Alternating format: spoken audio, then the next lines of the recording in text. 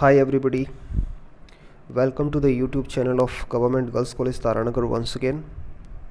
इस वीडियो में हम डाइजेशन की डिफरेंट फेजेज और इनके न्यूरल और हार्मोनल रेगुलेशन के बारे में पढ़ेंगे।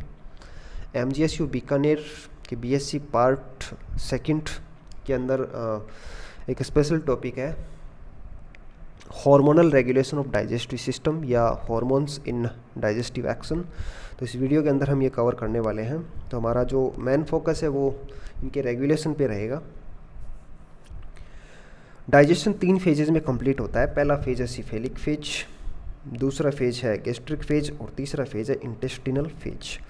के नाम से ही क्लियर हो रहा है कि सिफेलिक फेज माउथ से रिलेटेड है, गैस्ट्रिक फेज स्टमक से रिलेटेड है और इंटेस्टिनल फेज इंटेस्टाइन से रिलेटेड है। ये तीनों ही फेज ओवरलैपिंग होती है। ओवरलैपिंग का मतलब ये होता है कि जैसे सिफेलिक फेज है तो ये खाली माउथ के अंदर लिमिटेड नहीं होती है, ये स्टमक से भी थोड़ी बहुत रिलेटेड होती है। और जो गैस्ट्रिक फेज है और जो इंटेस्टिनल फेज है तो ये अपने जो पार्ट है उसके लिए एक्सक्लूसिव नहीं होती है। इंटेस्टिनल फेज का ये थोड़ा सा गैस्ट्रिक फेज को भी इंटरवीन करती है, मतलब स्टमक से भी थोड़ी बहुत रिलेटेड होती है। और गैस्ट्रिक जो फेज है ये थोड़ा बहुत इंटेस्टाइन से भी रिलेटेड होती है। तो इस प्रकार ये तीनों ही फेजेस ओवरलैपिंग होती है, नॉन ओवरलैपिंग नहीं होती है। तो पहले हम देखते हैं सिफेलिक फेज। तो सिफेलिक फेज इनिशिएट होती है फूड की स्मेल, साइट, थॉट या फिर टेस्ट से। तो फूड के अंदर जो केमिकल्स पाए जाते हैं उनसे। तो ये क्या करते हैं कि सेरिब्रल कॉर्टेक्स, हाइपोथैलेमस और ब्रेन स्टेम में पाए जाने वाले न्यूरल सेंटर्स को एक्टिवेट कर देते हैं। उसके बाद brain stem facial nerve, glossopharyngeal nerve और वेगस नर्व को एक्टिवेट करता है। तो फेशियल नर्व और ग्लोसोफेरिंजियल नर्व ये तो सलाइवरी ग्लैंड को स्टिमुलेट करती है सलाइवा सीक्रेट करने के लिए, और वेगस नर्व स्टिमुलेट करती है गैस्ट्रिक ग्लैंड को गैस्ट्रिक जूस सीक्रेट करने के लिए। तो सिफेलिक फेज का पर्पज क्या है? तो यहाँ से पता चल रहा है कि एक तो सलाइवा सीक्रेट हो रहा है और दूसरा गैस्ट्रिक जूस सीक्रेट हो रहा है। तो सलाइवा के सीक्रेशन को प्रमोट किया जा रहा है और गैस्ट्रिक जूस के सीक्रेशन को प्रमोट किया जा रहा है। तो एक टाइप की तैयारी यहाँ पे की जा रही है।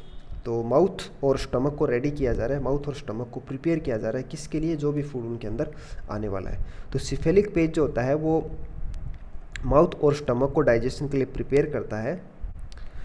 गैस्ट्रिक फेज, तो गैस्ट्रिक फेज 2 टाइप के मैकेनिज्म्स के द्वारा इसको रेगुलेट किया जाता है। पहली मैकेनिज्म है न्यूरल मैकेनिज्म। तो न्यूरल मैकेनिज्म कैसे स्टार्ट होती है? जैसे ही फूड स्टमक के अंदर आता है तो ये क्या करता है कि वॉल्यूम बढ़ेगा, यहाँ पे स्टमक डिस्टेंड होगा और डिस्टेंशन से क्या होगा? स्ट्रेस रिसेप्टर्स एक्टिवेट हो जाएंगे। तो स्ट्रेस रिसेप्टर्स वॉल के अंदर पाए जाते हैं, स्टमक की वॉल के अंदर। जैसे ही स्टमक की वॉल डिस्टेंड होगी तो स्ट्रेस रिसेप्टर्स एक्टिवेट हो जाएंगे। अब यहाँ पे दूसरे टाइप के रिसेप्टर्स और पाए जाते हैं, कीमो रिसेप्टर्स। और कीमो रिसेप्टर्स क्या करते हैं कि पीएच को मॉनिटर करते हैं, कि पीएच के अंदर जो भी चेंज होगा उसको ये मॉनिटर करते हैं, तो जो भी चेंज होगा उसको ये डिटेक्ट करेंगे। तो जब स्टमक की वॉल डिस्टेंड हो जाती है या फिर पीएच इंक्रीज हो जाती है, पीएच इंक्रीज क्यों होती है? क्योंकि फूड के अंदर प्रोटीन्स आएंगे, दूसरे सब्सटेंस आएंगे। तो ये दूसरे जो सब्सटेंस आते हैं, दूसरे जो प्रोटीन्स आते हैं, तो ये स्टमक से सीक्रेट होने वाले एसिड को न्यूट्रलाइज करते हैं, स्टमक को बफर कर देते हैं। तो इस वजह से पीएच बढ़ जाएगा। तो स्टमक की वॉल डिस्टेंड होगी या फिर पीएच इंक्रीज होगा। तो इससे क्या होगा? स्ट्रेस रिसेप्टर्स और कीमो रिसेप्टर्स दोनों ही एक्टिवेट हो जाएंगे और फिर इससे एक नेगेटिव फीडबैक लूप स्टार्ट होगा, जो कि हम अभी समझने वाले हैं आगे। अब स्ट्रेस रिसेप्टर से और कीमो रिसेप्टर से नर्व इम्पल्स जाएगा कहाँ पे जाएगा? सब म्यूकोसल प्लेक्सस के अंदर। सब म्यूकोसल प्लेक्सस एक्टिवेट होकर पैरासिम्पैथेटिक और एंट्रिक न्यूरॉन को एक्टिवेट करेगा और इसका रेस्पॉन्स क्या होगा? इससे क्या होगा? इससे जो नर्व इम्पल्स निकलेंगे ये पेरिस्टाल्सिस को इनिशिएट करेंगे। तो पेरिस्टाल्टिक जो वेव्स होती है वो इनिशिएट होगी और दूसरा ये क्या करेंगे? ये गैस्ट्रिक जूस के सीक्रेशन को भी प्रमोट करेंगे। तो गैस्ट्रिक ग्लैंड से गैस्ट्रिक जूस का सीक्रेशन प्रमोट होगा और पेरिस्टाल्टिक जो वेव्स होती हैं ये इनिशिएट होंगी। अब पेरिस्टाल्टिक वेव्स क्या करेंगी? पेरिस्टाल्टिक वेव्स एक तो फूड को मिक्स करती है और दूसरा ये क्या करती हैं कि ये छोटी सी क्वांटिटी, काइम की छोटी सी क्वांटिटी को ड्यूओडेनम के अंदर सेंड करती है। मतलब ये गैस्ट्रिक एम्प्टिंग को भी प्रमोट करती है। तो यहाँ पे 2 इफेक्ट हो गए, 2 रेस्पॉन्स हो गए। एक तो पेरिस्टाल्टिक वेव्स जो होती हैं फूड को मिक्स करती है गैस्ट्रिक जूस के साथ, और दूसरा ये क्या करती हैं कि गैस्ट्रिक एम्प्टिंग को प्रमोट करती है। मतलब काइम की थोड़ी सी अमाउंट को ड्यूओडेनम के अंदर भी सेंड करने का काम करती है। अब जैसे ही काइम है तो काइम की थोड़ी सी अमाउंट ड्यूओडेनम के अंदर चली गई, तो ड्यूओडेनम के अंदर चली गई तो पीएच क्या हो जाएगी, पीएच डिक्रीज हो जाएगी, मतलब जो काइम है आपका एसिडिक हो जाएगा। और क्योंकि फूड निकल चुका है यहाँ से, काइम थोड़ा सा निकल चुका है, तो डिस्टेंशन भी क्या होगा, कम हो जाएगा। तो इसकी वजह से फिर क्या होगा कि जो गैस्ट्रिक जूस का सीक्रेशन है वो सप्रेस हो जाएगा। तो इस प्रकार से ये नेगेटिव फीडबैक जो लूप होता है ये काम करता है। तो इसको हम डायग्रामेटिकली समझ लेते हैं। तो सबसे पहले जैसे ही फूड स्टमक के अंदर आता है, तो फूड स्टमक में अंदर आएगा तो एक तो यहाँ पे क्या होगा, डिस्टेंशन होगा, स्ट्रेचिंग होगी, स्टमक वॉल की स्ट्रेचिंग होगी। और दूसरा क्या होगा, गैस्ट्रिक जूस की पीएच इंक्रीज हो जाएगी। पीएच इंक्रीज क्यों होगी, क्योंकि काइम के साथ, फूड के साथ क्या होता है कि बहुत सारे प्रोटीन्स आते हैं, दूसरे सब्सटेंस आते हैं जो कि गैस्ट्रिक एसिड को न्यूट्रलाइज कर देते हैं, गैस्ट्रिक जूस को बफर कर देते हैं। तो इससे क्या होगा, कीमो रिसेप्टर्स और स्ट्रेस रिसेप्टर्स एक्टिवेट होंगे। तो कीमो रिसेप्टर्स और स्ट्रेस रिसेप्टर्स क्या करते हैं, एक तो पीएच इंक्रीज को ये डिटेक्ट करते हैं, और दूसरा जो डिस्टेंशन हुआ है फूड की वजह से उसको डिटेक्ट करते हैं। कीमो रिसेप्टर्स और स्ट्रेस रिसेप्टर्स नर्व इंपल्स भेजेंगे सब म्यूकोसल प्लेक्सस के पास। सब म्यूकोसल प्लेक्सस पैरासिम्पैथेटिक और एंट्रिक न्यूरॉन्स को एक्टिवेट करेंगे, और अल्टीमेटली इसका इफेक्ट क्या होगा, एक तो पेरिस्टल्टिक वेव्स, तो पेरिस्टल्टिक वेव्स को ये स्टिमुलेट करेंगे, और दूसरा ये क्या करेंगे, गैस्ट्रिक जूस के सीक्रेशन को प्रमोट करेंगे। फॉर एग्जांपल पैराइटल सेल से HCl के सीक्रेशन को प्रमोट करेंगे। तो गैस्ट्रिक जूस के सीक्रेशन से या पैराइटल सेल के सीक्रेशन, पैराइटल सेल्स के स्टिमुलेशन जो HCl सीक्रेट होगा, तो एक तो उससे पीएच क्या हो जाएगी, कम हो जाएगी, और दूसरा क्या होगा, स्मूथ मसल्स का कॉन्ट्रैक्शन होगा, मतलब पेरिस्टल्टिक वेव्स चलेंगी। तो पेरिस्टल्टिक वेव्स जो होती है वो एक तो गैस्ट्रिक जूस के साथ फूड को मिक्स करेंगी, और दूसरा ये क्या करेंगी, गैस्ट्रिक एम्प्टिंग करेंगी, मतलब स्टमक से काइम की थोड़ी सी अमाउंट को ड्यूओडेनम के अंदर सेंड करेगी। तो इससे क्या होगा, एक तो यहाँ पे फूड कम हो गया, तो फूड कम होगा तो डिस्टेंशन कम हो जाएगा, और दूसरी बात फूड नीचे चला गया, तो इसकी वजह से क्या होगा कि जो पीएच है वो भी क्या हो जाएगी, थोड़ी सी डिक्रीज हो जाएगी। तो इस प्रकार ये दोनों जो इफेक्ट आते हैं, एक तो क्या होगा, गैस्ट्रिक एम्प्टिंग, और दूसरा क्या होगा, पीएच डिक्रीज हो जाएगी। तो इससे क्या होगा, गैस्ट्रिक जूस का सीक्रेशन बंद हो जाएगा। इस प्रकार से न्यूरल रेगुलेशन जो होता है ये काम करता है। दूसरा है हार्मोनल मैकेनिज्म। तो हार्मोन जो कि गैस्ट्रिक फेज के अंदर इन्वॉल्व होता है उसे हम बोलते हैं gastrin hormone entero endocrine cells, G cells के द्वारा सीक्रेट किया जाता है, गैस्ट्रिक ग्लैंड्स की जी सेल्स के द्वारा सीक्रेट किया जाता है। तो गैस्ट्रिक ग्लैंड से जी सेल्स का सीक्रेशन किया जाता है, तो इसके लिए कई स्टिमुलाई होते हैं। पहला स्टिमुलाई है, जैसे ही स्टमक के अंदर काइम आता है तो स्टमक को डिस्टेंड करता है, एक स्टिमुलाई ये होता है। दूसरा, काइम के अंदर जो पार्शियली डाइजेस्टेड प्रोटीन्स होते हैं ये भी गैस्ट्रिन हार्मोन के सीक्रेशन को प्रमोट करते हैं। काइम की जो हाई पीएच है गैस्ट्रिन हार्मोन के सीक्रेशन को प्रमोट करते हैं। इसके अलावा कैफीन जैसे जो सब्सटेंस है ये भी प्रमोट करते हैं, कुछ न्यूरोट्रांसमीटर्स जैसे कि एसिटाइल कोलिन।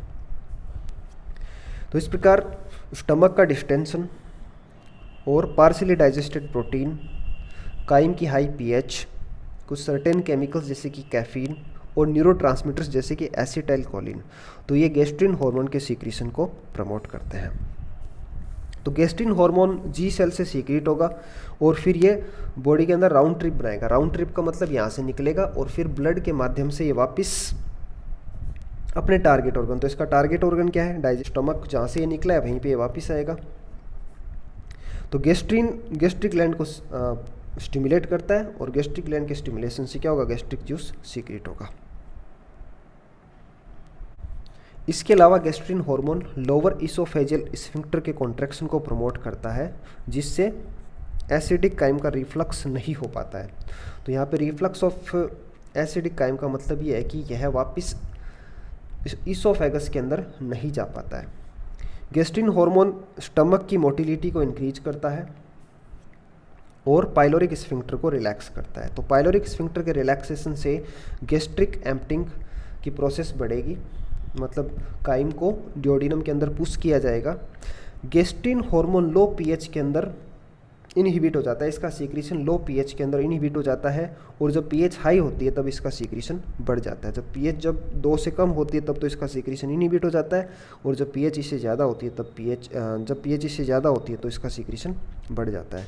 तो इस प्रकार से एक नेगेटिव फीडबैक मैकेनिज्म यहाँ पे काम करती है, और ये नेगेटिव फीडबैक मैकेनिज्म क्या करती है, एक लो पीएच को बनाए रखती है, जिससे कि पेप्सिन हार्मोन काम कर सके और माइक्रोब्स को किल किया जा सके और प्रोटीन्स को डीनेचर किया जा सके, मतलब प्रोटीन्स का पार्शियल डाइजेशन किया जा सके।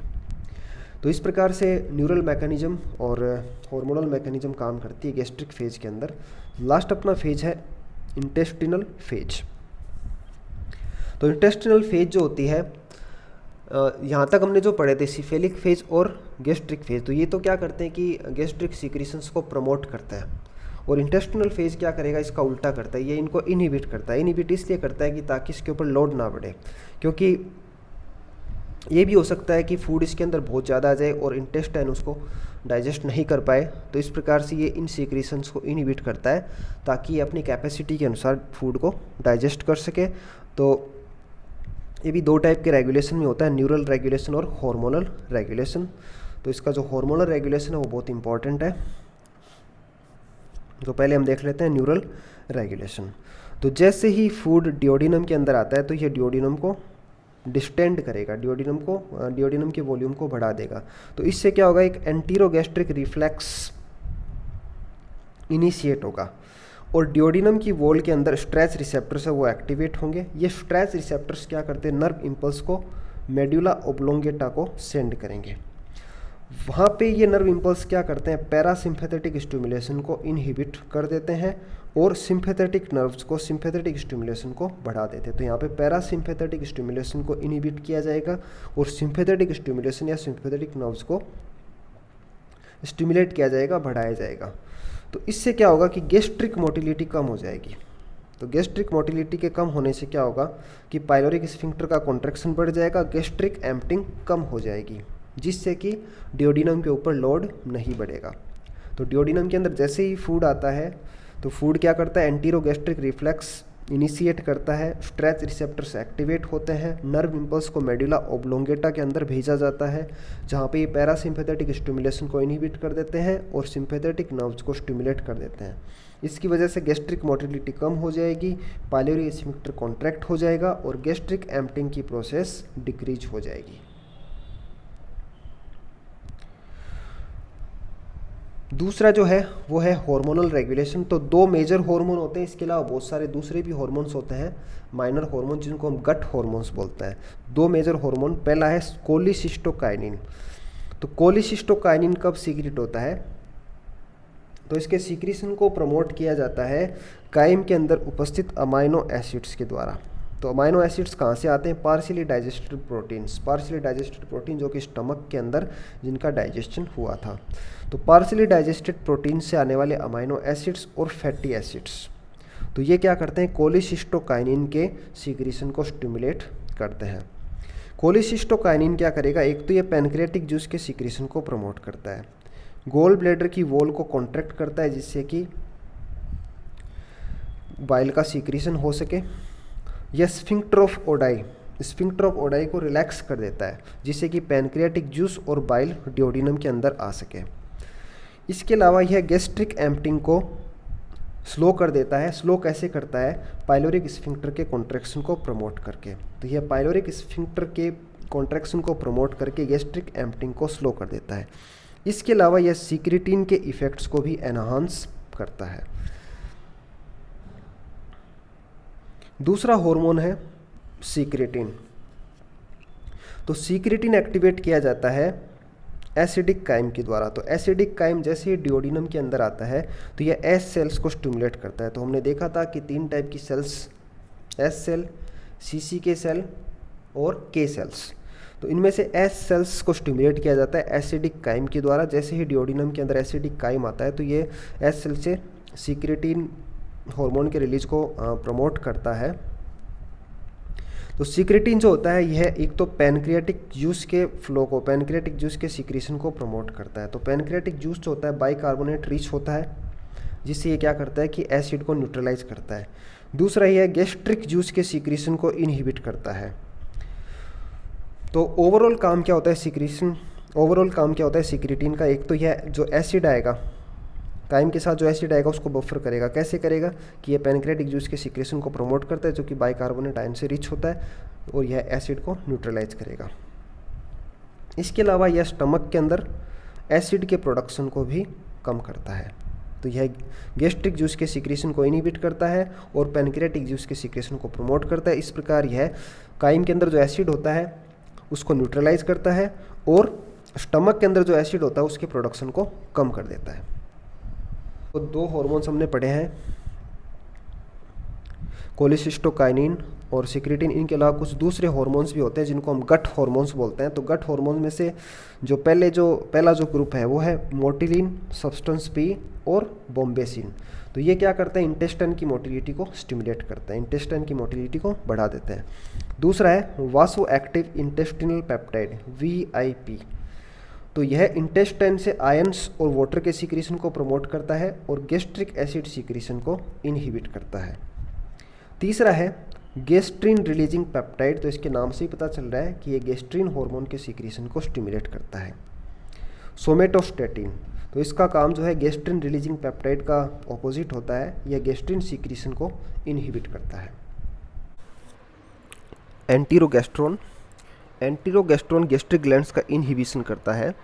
तो यह गैस्ट्रिक जूस के सिक्रेशन को इनहिबिट करता है। पैनक्रियोजाइमिन पैनक्रियाज को स्टिमुलेट करता है जिससे पैनक्रियाटिक जूस का सिक्रेशन बढ़ता है। एंटीरोक्राइनिन एंटेरिक जूस या सक्कस एंटेरिकेस के सिक्रेशन को बढ़ाता है। डियोक्राइनिन, तो यह भी सक्कस एंटेरिकस के सिक्रेशन को बढ़ाता है। हिपेटोक्राइनिन लीवर सेल्स को स्टिमुलेट करता है बाइल सिक्रेशन के लिए। तो ये सारे हार्मोन्स है, ये गट के द्वारा सीक्रेट किए जाते हैं, इंटेस्टाइन के द्वारा सीक्रेट किए जाते हैं, इसलिए इनको गट हार्मोन्स बोला जाता है। तो ये अपना जो डिफरेंट फेजेज है डाइजेशन की, इनका रेगुलेशन है। तो इसके अंदर जो हार्मोनल रेगुलेशन है इस पर एक बहुत इंपॉर्टेंट क्वेश्चन बनता है। तो नेक्स्ट वीडियो के अंदर हम जो डाइजेस्टिव सिस्टम के डिसऑर्डर्स हैं इनको डिस्कस करेंगे। तो उसके साथ ही अपना डाइजेस्टिव सिस्टम ख़त्म हो जाएगा। Thank you so much.